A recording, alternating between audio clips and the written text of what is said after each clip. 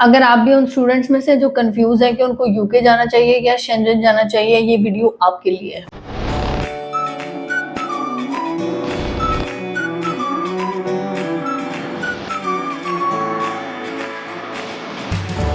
अस्सलाम वालेकुम students, my name is Atika Gill and I am the CEO of AGS consultant. आज की वीडियो में हम बात करेंगे उन स्टूडेंट्स के लिए जो कि कंफ्यूज है कि उनको शेंजन में जाना चाहिए या यूके जाना चाहिए, और अगर शेंजन चूज करते हैं तो उसकी क्या प्रोज एंड कॉन्स हो सकते हैं, और अगर यूके चूज करते हैं तो उसमें क्या आपके लिए फ्यूचर में हो सकता है, और यूके चूज करने की रीजनिंग क्या है, यूके की मार्केट इतनी ज्यादा डिस्कशन में क्यों है। सबसे पहले हम बात कर लेते हैं शेंजन के बारे में। शेंजन में अब कुछ कंट्रीज ऐसी हैं, देखिए कंट्रीज बहुत ज़्यादा हैं और उनमें फिर एप्लीकेशन प्रोसेसेस भी चल रहे होते हैं, वीज़ा प्रोसेस भी चल रहा होता है। लेकिन मसला कहाँ पर आता है जब हम बात करते हैं वहाँ की वीज़ा रेशो के बारे में। कोई भी कंसल्टेंट है या कोई भी स्टूडेंट है, जब वो प्रोसेस स्टार्ट करता है तो वो ये नहीं चाहता कि at the end of the day सारा कुछ करने के बाद उसको रिफ्यूज़ल हाथ में आ जाए, या फिर प्रोसेस इतना लंबा हो जाए कि वो जो जाने की प्लानिंग है वही सारी बैठ जाए। अब आगे हम बात करते हैं कि अगर हम शेंजन एरिया की बात करते हैं तो पाकिस्तान से जो कंट्रीज इजीली ऑपरेट करती हैं, जो मोस्टली करती आ रही हैं, उनमें हमारे पास आ जाती है जर्मनी, जो मोस्टली ट्रेंडिंग पे चलता है, फ्रांस चला, इटली चलता है, उसके बाद आ जाते हैं हम हंगरी की साइड पे, वो है, और फिनलैंड, स्वीडन, इस तरह के कंट्रीज आ जाते हैं। जर्मनी की अगर हम बात करते हैं, जर्मनी में खुद प्रोसेस करती रही हूँ 2018 से लेके टूवर्ड, मतलब जो आगे प्रोसेस चलता रहे तब तक। जर्मनी के जो हालात हम लोगों ने देखे वो तब से लेके अब तक क्या क्या सिचुएशन रही है। पहले अपॉइंटमेंट का मसला था, अपॉइंटमेंट स्टूडेंट ने लीव लेने के बाद अचानक से उन्होंने रूल्स चेंज किए, तो जिन स्टूडेंट्स ने 8-8 महीने से अपॉइंटमेंट का वेट करे थे उनके लिए सडन चेंज आया, तो उनके लिए सारा कुछ चेंज हो गया, तो अनसर्टन हो गया थोड़ा सा सिस्टम। फिर कुछ स्टूडेंट्स ऐसे थे जो कि पोस्ट ग्रेड के स्टूडेंट थे, जो कि प्राइवेट यूनिवर्सिटी के स्टूडेंट थे। जब वो जाते थे एम्बेसी में, उन्होंने इनिशियल डिपॉजिट दिया होता था, और जब वो एम्बेसी में जाते थे तो एम्बेसी अचानक से आउट ऑफ नोवेयर कहती थी कि आप अपना पूरे साल का डिपॉजिट पे कराएं, देन फिर आप जा सकते हैं। कुछ बीच में ऐसे हुआ कि जर्मनी एम्बेसी ने अपनी आइट्स की रिक्वायरमेंट जो है वो अचानक से चेंज करके कहा कि जी अब मैंडेटरी है, हमें 6 बैंड्स चाहिए। ऑल दो स्टूडेंट्स को जो है यूनिवर्सिटी के एंड से एमओआई मिला होता था, मतलब कि इंग्लिश प्रोफिशिएंसी के ऊपर उनका एडमिशन हुआ होता था, बिकॉज जर्मनी में वो उनकी फर्स्ट लैंग्वेज इंग्लिश तो है नहीं, तो स्टूडेंट को एडमिशन मिल जाता था। तो ओवरऑल क्या होता रहा कि प्रॉब्लम्स आती रही, चलती रही, फिर चेंज हुआ। उसके ऊपर ये हुआ, उन्होंने कहा कि फास्ट ट्रैक वालों को हम जल्दी देंगे, जो बाकी स्टूडेंट है वो अभी इंतजार करें। उसके बाद क्या हुआ, अब दोबारा अपॉइंटमेंट का सिस्टम चेंज हुआ है, तो अब वो दोबारा से आपको पोर्टल पे अपॉइंटमेंट्स देना शुरू हो गए हैं। सिचुएशन ये कि जर्मनी ओवरऑल अच्छा कंट्री है, लेकिन जहां पर हम बात कर लेते हैं अनसर्टनिटी की, तो वो वहीं पर है। आइट्स की आपको रिक्वायरमेंट मैंडेटरी है, वो आपने देना है, एम्बेसी की रिक्वायरमेंट है। उसके बाद आ जाती है बात आपको ब्लॉक्ड अकाउंट की, तो वो तो सबको पता है। अब अपॉइंटमेंट का जो अब सिस्टम चल रहा है वो हमें पता नहीं है वो कितनी देर तक चलेगा, वो कितनी देर तक इफेक्टिव है। तो ये सारा सिनेरियो होता है जिसकी वजह से हम जर्मनी को एज सच उस तरीके से प्रोसीड नहीं करते जिस तरह से करना चाहिए।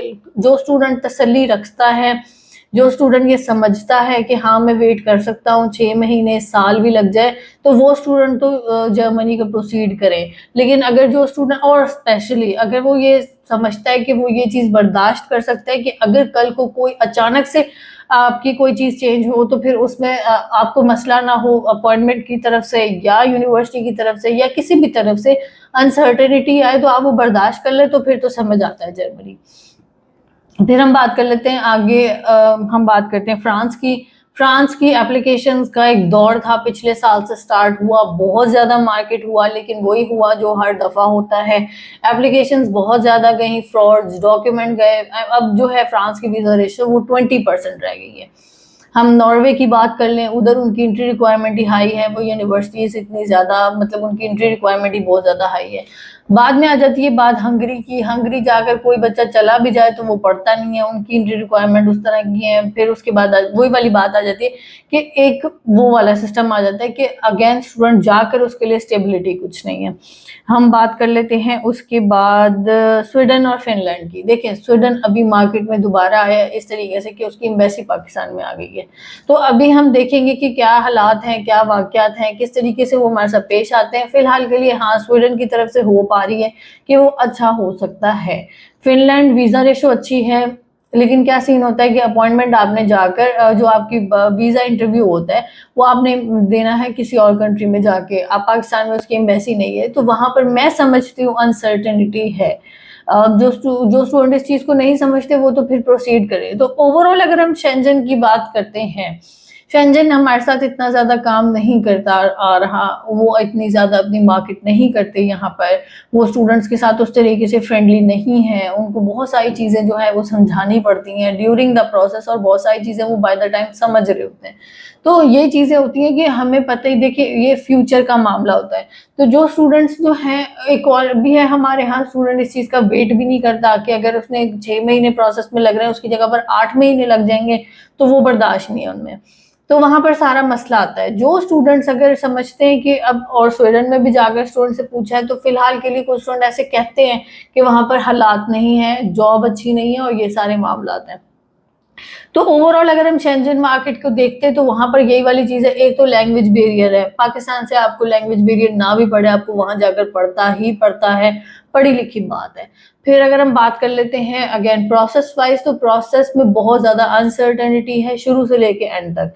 इटली की आपने देखा है अपॉइंटमेंट के मसले रहे, तो वो सारा कुछ इस वजह से ज्यादातर शेंजन को नहीं किया जाता। अगर आप समझते हैं कि आप इतना वेट कर सकते हैं, आप ये अनसर्टेनिटी बर्दाश्त कर सकते हैं, आप वहां जाकर आपको लैंग्वेज बैरियर का मसला नहीं है, then go for the Schengen. लेकिन अगर आप ये सारी चीजों से बचना चाहते हैं तो फिर आपके लिए यूके है। उसमें अगेन वही वाली बात है, यूके हमारे साथ सालों से काम करता आ रहा है, उनको हमारे इंटर मैट्रिक का भी पता है कि अच्छा क्या इंटर मैट्रिक होता है। वो वाली चीज वो उसको प्रॉपरली उनकी वेबसाइट्स पे जाएंगे तो आपको HSSC जो लिखा हुआ होता है वो इस तरीके से उन्होंने मेंशन किया होता है, उनको पता होता है हमने उनके साथ क्या करना है, उन्होंने हमारे साथ क्या करना है। तो वो वाली एक सिचुएशन चल रही होती है। इंग्लिश लैंग्वेज कंट्री है, ड्यूरेशन कोर्स का कम होता है, और ओवरऑल अगेन बात वही है, प्रोसेस में अनसर्टेनिटी नहीं है, जो भी होता है हमें पता चल रहा होता है। लेकिन अब अगेन वही वाली बात है कि यूके में भी इतना स्टूडेंट चला गया कि आगे सितंबर 2025 में क्या होता है वो देखना है। फिलहाल के लिए हालात किसी हद तक बेहतर हैं यूके के। अगर हम शेंजन की बात करते हैं, वो मैंने आपको बता दी है, वो हालात सारी जिंदगी के वही हैं, उन्होंने आगे भी वैसे ही रहना है। अगर आप चीजें बर्दाश्त कर सकते हो तो फिर आप शेंजन एरिया को ऑप्ट कर सकते हैं। अब मेरे पास क्यूरीज आती हैं, स्वीडन की भी आ रही हैं, फिनलैंड की भी आ रही हैं, ये सारे प्रोसेस की आती हैं। लेकिन उससे पहले मैं हर स्टूडेंट को ये कहना चाहती हूँ कि आप कोशिश करो, आप अपना प्रोसेस खुद करो। शेंजन एरिया का जो प्रोसेस स्टूडेंट खुद करता है वो वीजा विन कर लेता है, लेकिन जो स्टूडेंट कंसल्टेंट से करवाते हैं वहां पर वही वाली चीज है कि एक तो वो मेहनत से भाग रहा है, एक बहुत सारी चीजें आ जाती हैं।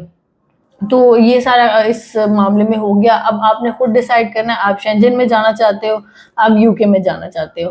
This is all for now, thank you so much. अगर आपको कोई भी क्वेश्चन हो, कोई भी क्यूरी हो, आप मुझसे मेरी टीम से कांटेक्ट कर सकते हैं। Thank you so much.